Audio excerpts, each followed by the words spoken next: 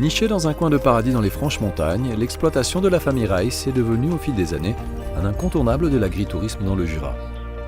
Si la production de lait pour le fromage tête de moine reste une activité importante sur le domaine, le développement du tourisme à la ferme prend de plus en plus d'ampleur, même si le virage a été effectué il y a déjà quelques années. En 1975, j'ai repris l'exploitation. Et c'est là que j'ai fait pour essayer de développer au mieux.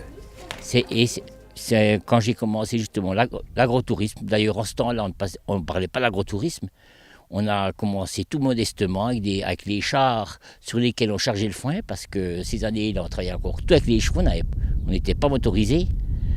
Alors avec ces mêmes chars qu'on chargeait le foin, j'allais promener le week-end mes tourismes. On a commencé vraiment tout modestement et au fil et à mesure des années, on s'est amélioré. Avec plus de 50 vaches et une trentaine de chevaux des Franches-Montagnes, l'exploitation offre de belles perspectives de développement, avec notamment la construction d'un nouveau bâtiment pour accueillir les chevaux. Grâce à ce projet, Gabi Reiss a pu obtenir un soutien financier de l'aide suisse aux montagnards. Il peut ainsi envisager sereinement la reprise de l'exploitation par 2 de ses 3 filles.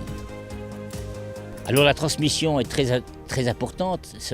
Je dois vous dire une chose, c'est que si j'aurais pas eu 2 filles qui seraient été motivées pour reprendre, j'aurais pas construit ce nouveau bâtiment.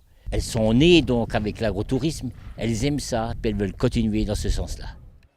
On a envie, je pense, de donner de garder ça et puis d'évoluer constamment, parce qu'on a remarqué que si on fait pas de nouvelles choses, qu'on propose pas d'autres prestations, comme par exemple là on a proposé les calèches à fondu, si on reste toujours sur nos vieilles prestations ou des choses comme ça va pas évoluer. Et puis là on a vraiment envie de donner de mettre un peu d'originalité et puis de faire venir nos clients grâce à ça pour passer des bons moments et puis des chouettes prestations.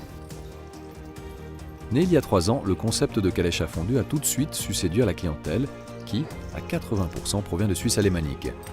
Un projet familial qui nécessite une coordination sans faille, notamment en ce qui concerne la préparation de la fondue. On démarre une fois que les chevaux, que l'attelage est prêt. Sinon, c'est vrai que...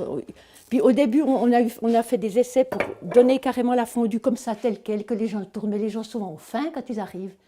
Alors ils aiment bien démarrer, quoi. Directement, quoi. Eh oui.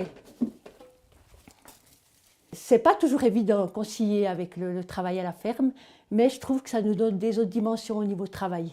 Et puis voir que, par exemple, quand les gens repartent, comme hier, j'avais un char fondu, c'est magnifique, j'entends, les gens sont contents. Alors je pense que ça nous rapporte aussi, c'est un gain, mais c'est aussi un apport que j'aime beaucoup, ce contact avec les gens. Si le concept de calèche à fondu séduit, la famille Reiss ne se limite pas à cette seule activité, puisqu'elle mise également sur des balades en calèche, l'attaque du train des Franches-Montagnes ou encore la location d'une chambre d'hôte. Un éventail d'activités dont le dénominateur commun reste la passion. Depuis tout petit, on est baigné dans ce monde. Autant on a aussi des vaches laitières, mais que les chevaux, c'est vraiment 2 mondes différents, mais 2 mondes qui nous passionnent. Puis pour nous, c'est plus qu'un travail, c'est ça. Si on n'est pas passionné, je ne pense pas qu'on a envie de reprendre une exploitation, parce que c'est beaucoup de travail. Mais avec cette passion, c'est vraiment quelque chose qui nous tient à cœur. Et puis, comme elle a dit, qu'on a envie de faire perdurer. Puis, on est 2 sœurs, qu'on s'entend bien, puis on a envie vraiment de continuer ces activités autour des chevaux et également des vaches laitières. Rappelons enfin que ce projet a pu voir le jour grâce à des dons et des legs versés à l'aide suisse aux montagnards.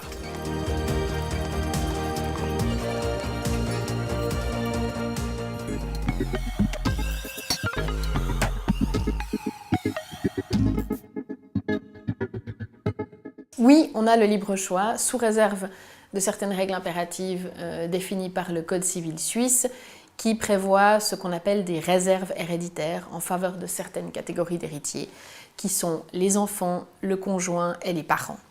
Ces 3 héritiers, qu'on a considérés comme privilégiés par rapport à un testateur, ne peuvent pas être complètement privés de leurs droits et ont des fractions qui leur sont réservées. Le reste de la succession, qu'on appelle la quotité disponible, peut être librement distribué à qui bon vous semble, que ce soit une personne physique, une personne morale, que ce soit sous la forme de l'attribution de laisse ou de la constitution d'une fondation. Il n'y a aucune limite à la désignation des héritiers, du cercle des héritiers et des bénéficiaires d'une succession, si ce n'est encore une fois le respect de ces règles minimum sur les réserves.